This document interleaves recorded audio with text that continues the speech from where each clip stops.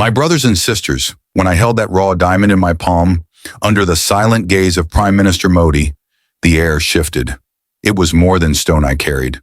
It was a century of silence, a legacy of loss, the weight of an entire continent robbed and overlooked. And in that moment, every French official in the room turned pale. Not the shade of etiquette, but the pallor of power slipping through colonial fingers. This was no photo op, no symbolic gesture. It was a $36 billion declaration of freedom, a deal so massive, so unapologetically African, that the tremor reached all the way to Antwerp, to Paris, to the golden boardrooms that had profited off African sweat for generations. This time, we weren't exporting poverty. We were importing power. This is the moment Africa stopped begging for inclusion and started building empires. The diamond industry, rigged against us for 130 years, is cracking. And at the heart of that crack stands a leader, unapologetic, unshaken, unstoppable. Stay with us. This story is not about diamonds. It's about dignity. Subscribe and follow Africa Rising Voice, because this time Africa isn't asking, it's claiming. This time the sparkle stays home. In a quiet room in New Delhi, beneath chandeliers carved from centuries of empire, a single gesture shook the diamond world. A black hand reached across a polished mahogany table, calloused from struggle, steady with conviction, and met the open palm of India's Prime Minister. In that moment, history was not just written, it was reversed. Burkina Faso, long dismissed as a land of dust and mines, signed a deal that rewired the global diamond supply chain. Not another extractive contract, not another document designed in Brussels, polished in Paris, and signed under duress. This time, it was Africa's voice, Africa's vision, Africa's value. The number alone sent tremors through financial capitals. $36 billion. $36 billion invested not in raw exports, not in colonial-style concessions, but in African transformation, in African control, in African profit. At the center of this revolution stood Ibrahim Traore, young, unbought, and unmoved by old world promises. When he placed that uncut diamond on the table before Modi, he was not offering a gift. He was delivering a warning. This will not leave our soil untouched again. A deal like no other. Let us break it down, stone by stone. $15 billion, diamond cutting and polishing plants, fully automated, precision engineered, deployed across West Africa. No more exporting stones for pennies. No more watching Europe multiply value 100-fold. $8 billion, high-end jewelry manufacturing hubs in Ouagadougou, Bobo Dioulasso, Kédougou, factories where African hands design, set, and sell luxury pieces once reserved for Tiffany and Cartier. $6 billion, African gem labs, certification centers no longer in Tel Aviv or Antwerp, but in Dori and Bamfora. No more foreign gemologists defining our value. $4 billion, next-gen mining technology, clean, safe, efficient, replacing hand-dug pits with modern extraction, bringing dignity to a dangerous trade. $2 billion, training institutes led by Indian diamond masters, knowledge hoarded for 5 centuries, now shared in African classrooms. $1 billion, branding and marketing, African names, African stories, African pride shining on billboards in New York, Dubai, and Tokyo. This isn't a single contract. It's a 6-part symphony of sovereignty. And yet, the true power of this deal lies not just in money, but in intention. For generations, Africa was told it could not polish, could not cut, could not design, could not sell. That African diamonds needed European oversight, European certification, European permission. But this time, Ibrahim Traore didn't ask. He didn't seek validation from former colonizers. He walked in with clarity, sat down with confidence, and changed the game. The numbers that tell the truth. Let us talk truth, because numbers do not lie. A rough diamond leaves Burkina Faso for $50. That same stone, after being cut in Belgium, becomes a $5,000 piece in a Paris jewelry shop. 100 times the value, created not by magic, but by denial. Denial of African access to tools, knowledge, markets. Burkina Faso alone has enough underground brilliance to rival entire European stockpiles. From kimberlite pipes in Botswana to alluvial fields in Congo, from the Sahel's newest discoveries to South Africa's ancient mines, Africa provides 60% of the world's diamonds. And yet we remain exporters of poverty. We dig the treasure, they pocket the fortune. That equation changes now. The moment it happened, those who were in the room say you could feel the temperature drop, not from air conditioning, but from panic. When Traore picked up that raw gem, turned it in the light, and declared it would never again leave African soil uncut, the silence was not out of respect.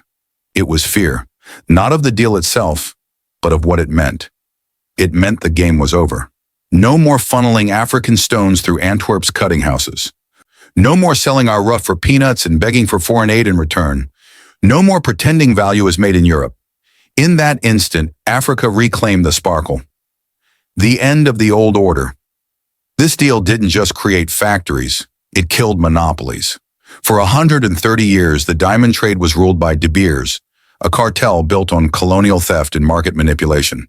They dictated who could sell, what price was acceptable, and how much could reach the market. Artificial scarcity, real African poverty. A diamond is forever, they said, but what they meant was African dependence is forever. Not anymore. This India-Africa alliance bypasses De Beers entirely. It builds a new pipeline. Mine, cutter, jeweler, market, all on African soil, with Indian expertise but African control. This is not outsourcing, this is ownership. The spark of global disruption. As the ink dried on the pages of the deal, the headlines began to flash. Ibrahim Traore shocks France. Africa says no to Antwerp. Diamonds to stay in Africa. But the biggest shock was yet to come. France, unprepared for this realignment, summoned emergency meetings. Offers came rushing in. Better royalties, friendlier trade terms, infrastructure deals. But every offer came wrapped in old world control. Traore smiled politely. Then he walked away.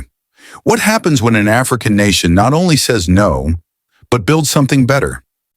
We didn't break ties with France. We broke chains. The deal had barely been signed when the tremors began. Within hours, the French embassy in Ouagadougou lit up with urgency. The Élysée Palace convened emergency meetings, not to congratulate a former colony on its economic awakening, but to strategize damage control. For over a century, French companies had quietly dominated West Africa's diamond trade. Through murky export agreements, strategic development aid, and political pressure, Paris ensured that the gems extracted from African soil found their way, cheaply and swiftly, into European cutting houses. The sparkle may have glittered in Paris, but the profits glittered brighter in French banks. Now that pipeline was collapsing. Publicly, irreversibly. Burkina Faso's $36 billion agreement with India did not just alter trade routes. It shocked France to its very core. The old model, where African nations extracted and exported, while Europe cut and cashed in, was being burned to the ground, one polished diamond at a time. The French panic. The response from Paris was swift and predictable. President Emmanuel Macron personally called Ibrahim Traore. His tone, insiders say, oscillated between concern and veiled condescension. France, he insisted, was willing to renegotiate its outdated partnerships. Diamond companies would pay higher royalties. Infrastructure support would be accelerated. Technology could be shared. Under proper European supervision, of course. It was the same script, dressed in a new suit. The offers came with strings, exclusive supply rights, marketing restrictions, and limits on tech transfer. France was not proposing partnership. It was proposing prettier chains. And Traore, calm and clear, rejected them all. We don't hate France, he said. We simply refuse to sell our birthright for European approval. The silence that followed was deafening. Media frenzy in Europe. European newsrooms exploded. Headlines screamed, Burkina Faso turns its back on Paris. Ibrahim Traore shocks France with India diamond pivot. End of Franc-Afrique. Africa seeks new alliances. Think tanks published urgent reports. Market analysts warned of billions in lost revenues. The Antwerp Diamond District, once the beating heart of global diamond trade, issued a statement of grave concern. Jewelers across Europe, whose supply chains quietly depended on cheap African rough stones, braced for impact. French television featured emotional panelists lamenting the end of Europe's privileged relationship with Africa. But behind the outrage was a deeper fear. Control was slipping, not just over diamonds, but over narratives, over who defines what Africa can and cannot do. And nothing was more terrifying to the old world than an African leader who no longer asked permission. Resistance across continents. France wasn't alone in its panic. Across the world, the reverberations grew louder. In Belgium, diamond merchants forecast a 30% drop in raw imports from Africa. In Israel, cutting houses began sourcing alternative supplies, desperate to fill the gap. In New York, luxury retailers quietly contacted Indian partners, hoping to access the new African jewels without disrupting their brands. In China, state-owned jewelry firms raised alarms. If India and Africa now control the pipeline, what does that mean for Asia's market dominance? But not all reactions were hostile. From Angola to Botswana, African leaders watched with awe and interest. In private meetings and public statements, they expressed admiration for the Burkina model. Traore began receiving diplomatic missions seeking to understand the strategy. The seed of a continental diamond alliance had been planted. From protest to proposal back home, the streets of Burkina Faso erupted, not in chaos but in celebration. For once, a headline involving Africa and billions did not include IMF debt, refugee crises, or Western intervention. It featured agency, audacity, Africa as the protagonist. In Banfora, murals were painted of a hand holding a diamond, inscribed with the phrase, "The sparkle stays home." In Ouagadougou, students held debates.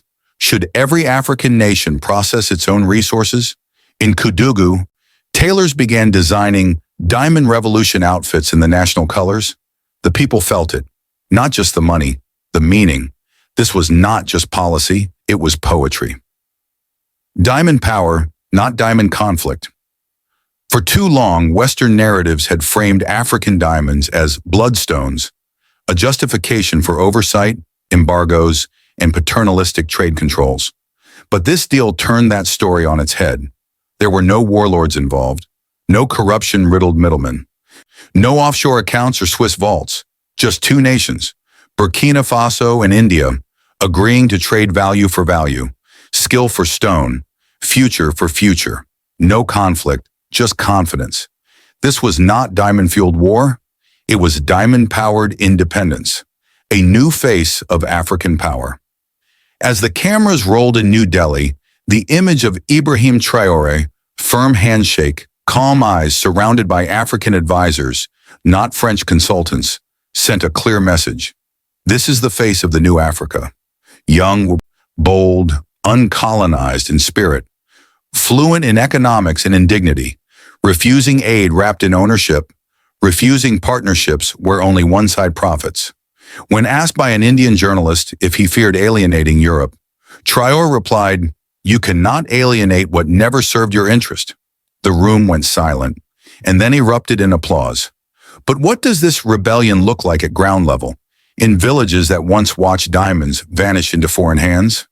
From poverty to pride, all through a single stone. Long before a single machine arrived, before the factories were built or the diamonds polished, the transformation had already begun.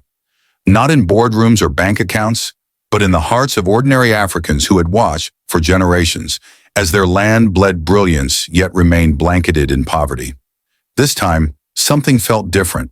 In dusty villages where once French trucks rumbled in to haul away crates of rough stones, the rumble now came from construction, new roads, new buildings, new possibilities. The air smelled not of extraction, but of expectation. And everywhere people began to imagine futures they were never allowed to dream. Banora, where Fatou found the sparkle. In the town of Banora, young Fatou had grown up watching diamond diggers. She saw them leave each morning at dawn, return with bleeding fingers and empty hands. The stones they pulled from the earth disappeared, vanished into crates stamped with European logos, gone before anyone local ever glimpsed their beauty. Fatou always wondered, What do they become? Who gets to see them shine? Now, at 18, she doesn't just see them, she transforms them. Thanks to the new diamond polishing school, built through the India-Burkina partnership, Fatou is training to become a master polisher. Her hands, once used to fetch water and sweep floors, now hold gems worth thousands. She learns to cut at precise angles, to trace light paths through crystal, to unlock brilliance hidden in stone. And for the first time, her paycheck reflects the value she creates. She says, smiling, "I used to see diamonds as foreign. Now they feel like mine." Gawa, where Madhu witnessed the shift. Further south in Gawa, Elder Madhu sits beneath a tree watching trucks carry in equipment, shiny, massive, foreign, yet welcome. He remembers when the French came, promising roads and electricity in exchange for mining licenses. Decades passed. The roads remained dirt. The lights never arrived. His village supplied diamonds worth millions. But the children walked to school barefoot. The health center had no medicine. And every time the issue was raised, officials shrugged. Paris will send support. Now no one waits on Paris. The Indian partnership includes a community dividend.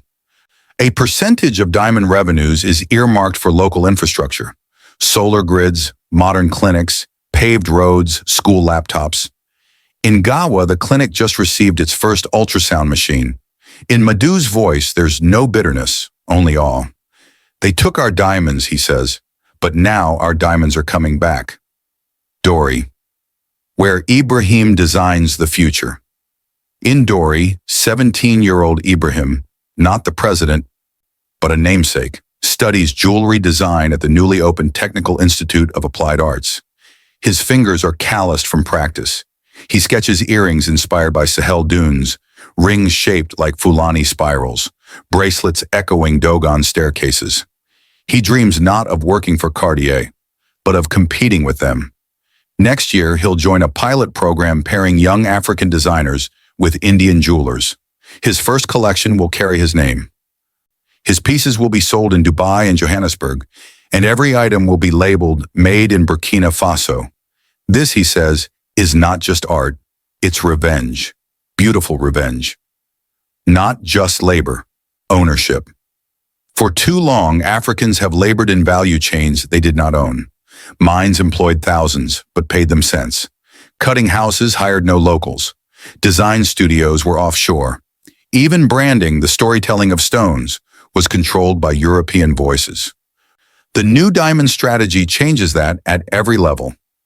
Local shareholding, community co-ops now own stakes in regional polishing hubs. Profit sharing, a portion of every jewelry sale is returned to the region of origin. Public investment, royalties fund government programs, not foreign debt repayments. The result? For the first time in modern history, African people are not just laborers in the diamond economy. They are stakeholders. From Ouagadougou to Kédougou, billboards proclaim, "Burkina sparkles, we own it." Political ripple effects. The economic shift has sparked political change. Across West Africa, leaders once content with old arrangements now face rising public pressure. Why don't we do what Traore did? Parliamentarians in Ghana, Sierra Leone, and Guinea are debating bills to restrict raw exports. In Nigeria, a proposal for joint diamond certification with Burkina Faso has gained traction. Even in countries without diamonds, the model resonates. The principle is clear. Add value where it's born. Export wealth, not rawness. Inside Burkina Faso, President Ibrahim Traore's approval ratings have surged. Not just because of the deal, but because of the message. Africa can win on its own terms. The return of dignity. There is something deeply human about seeing the beauty of your land reflected in the eyes of the world. About knowing that the sparkle on someone's hand in Paris or New York was crafted by your neighbor, not stolen from your soil. In markets once filled with imported trinkets, locally made diamond jewelry now sells. Expensive, yes, but proudly so. Women wear necklaces designed in Banfora to weddings in Bobo Dioulasso.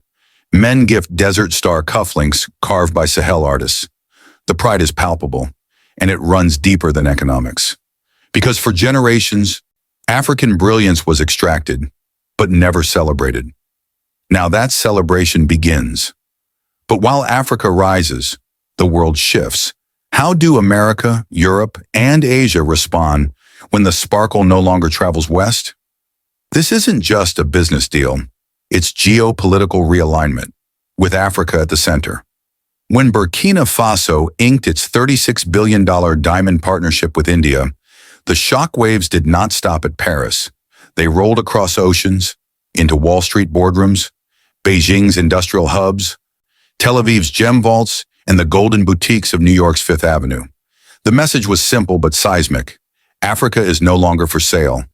America's silent alarm in the luxury sector. American retailers have long relied on the invisible backbone of African labor. The sparkle of diamonds on Manhattan runways and Beverly Hills red carpets masks a brutal imbalance. Gems sourced from African mines, cut in Tel Aviv or Antwerp, branded in Europe, and sold in the U.S., with African nations earning cents on the dollar. This model is now under siege. The rise of made-in-Africa jewelry, branded by African designers and cut in African facilities, threatens the entire profit chain. American luxury houses, from Tiffany to Harry Winston, now face a choice: adapt or lose relevance in a changing market. Already whispers ripple through the industry. Consumer interest in ethical sourcing and authentic storytelling is growing. And nothing tells a story like a diamond that never left its homeland until it was ready to shine. Unraveling Europe's dominance of the diamond value chain rests on two pillars: control and perception. Control by monopolizing cutting technology, certification, and branding. Perception by marketing European cut stones as inherently superior and African ones as raw, risky, and in need of oversight. Burkina Faso's partnership demolishes both. By transferring cutting expertise and certification standards directly into African hands, the deal breaks the monopoly. And by launching premium African jewelry lines rooted in cultural heritage, it redefines prestige, not as something borrowed from Europe, but as something born in Africa. In Belgium, Antwerp's diamond district, once moving 84% of the world's rough, faces its deepest existential threat in a century. As African producers bypass it entirely, the city's brokers scramble to stay relevant in a market they no longer control. Tel Aviv and the middleman crisis, Israeli diamond traders, long intermediaries between African miners and Western retailers, see a closing window. Their entire business depends on access to uncut stones. With direct India-Africa partnerships, those stones now go straight to the cutting floor without passing through Tel Aviv's hands. For a city whose economy leans heavily on its diamond exchange, the shift is not just economic, it's strategic. The Asian response: watchful eyes from the East. China watches this evolution with cautious interest. While it does not dominate the diamond trade like Europe or Israel, it does rely on Indian-cut stones for its booming domestic jewelry industry. If India focuses its cutting infrastructure in Africa, supply chains shift. That could benefit Chinese buyers, or squeeze them, depending on how the new Africa-India alliance evolves.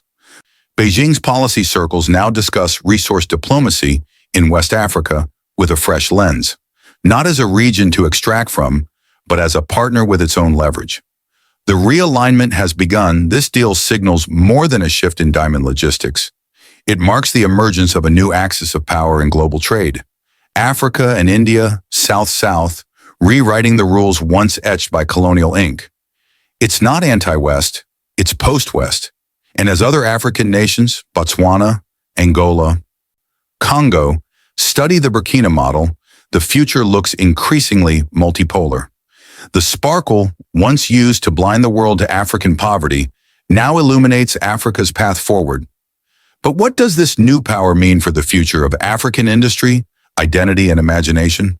We are not just polishing gems, we're shaping history. In the gleam of every African-cut diamond lies a choice, not just for Burkina Faso, but for the entire continent. A choice between repeating the past or rewriting the future. And with every carat polished, every bracelet crafted, every necklace engraved with African motifs, that choice is being made, boldly, unapologetically. The India-Burkina diamond partnership is not the end of something. It is the beginning. In 5 years, a network of brilliance. Across West Africa, diamond processing centers hum with life. In Ouagadougou, Banfora, and Koudougou, thousands of artisans work in cutting-edge facilities, literally and figuratively. Every stone they touch moves closer to becoming a symbol not of extraction, but of transformation. Training academies flourish. Apprentices once denied opportunity now master light angles and facet geometry. Indian teachers pass ancient secrets into eager African hands. And in international markets, buyers begin to ask, is this a Sahel sparkle? In 10 years, African brands compete on the world stage. African luxury is no longer a hopeful phrase. It is a global category. The Desert Star collection, designed by Sahel jewel masters, debuts at Milan Fashion Week. The Akan line, inspired by Ghanaian gold patterns, is sold in Dubai's most exclusive boutiques. The Dogon halo earrings, designed in Dori, grace a red carpet in Los Angeles. Global consumers no longer choose diamonds despite their African origins, but because of them. And through it all, the value remains in Africa. Wages, ownership, pride. In 20 years, the rise of the Continental Alliance inspired by Burkina Faso's lead, other nations unite. Botswana, the continent's largest diamond producer, joins forces. Angola, rich in alluvial stones, integrates its certification labs. Congo, with its industrial gems, builds a regional tech hub for mining sustainability. Together, they form the African Diamond Alliance, a coalition that controls mining, processing, certification, and marketing across borders. No more playing African nations against each other. No more lowball offers from European buyers. No more divide and export. This time, the unity is strategic. The gains are shared. The sparkle is continental. In 30 years, full spectrum sovereignty. Africa controls the entire value chain. From mine to market, from geology to jewelry. Nothing leaves the continent without adding value on the way. Diamond exchanges in Ouagadougou and Johannesburg compete with London and New York. African luxury brands set global trends. Cutting techniques pioneered in Africa are taught in international schools. And most importantly, African children no longer associate diamonds with struggle, but with strength, with dignity, with destiny. Because the rough stones beneath our feet were never the problem. The problem was who held the tools. Who owned the story? Now the tools are in our hands. The story is ours to write. And to our elders who fought, who prayed, who dreamed, we say, it's happening. But how will we tell the world this story? Loud enough that it can never be ignored again. The sparkle was always ours. We just needed to claim it. My brothers and sisters, for over a century, diamonds have glistened in the windows of European boutiques, while African children walked barefoot past shuttered schools. Our soil gave the world brilliance, but our people remained in the shadows. Every rough stone that left this land uncut was a piece of our future stolen, sold, and renamed. But that era ends, not with a whisper, but with a roar. When Ibrahim Traore signed that $36 billion agreement, he held more than a document. He held the stolen dreams of generations. And with the stroke of a pen, he declared to the world, this sparkle stays in Africa. Now, our daughters polish what they once only watched vanish. Our sons design what they were told they were too poor to touch. Our elders, who endured empty promises, now witness full circle justice. This is not just a business model. It is a moral correction, a spiritual return, an economic resurrection, and it is only the beginning. Within a decade, Ibrahim Traore's vision will echo from Cape Town to Cairo. Within 20 years, our jewelry will rival the world's best, not just in beauty, but in truth. And within 30 years, African luxury will no longer be a novelty. It will be a norm. Let the headlines read, Africa shocks France. Let the world know we are not rebels. We are rightful heirs. If this story stirred something in your spirit, don't just scroll, like, share, and speak. Subscribe to Africa Rising Voice. Because the brilliance we've been denied for centuries, it's time to wear it out loud.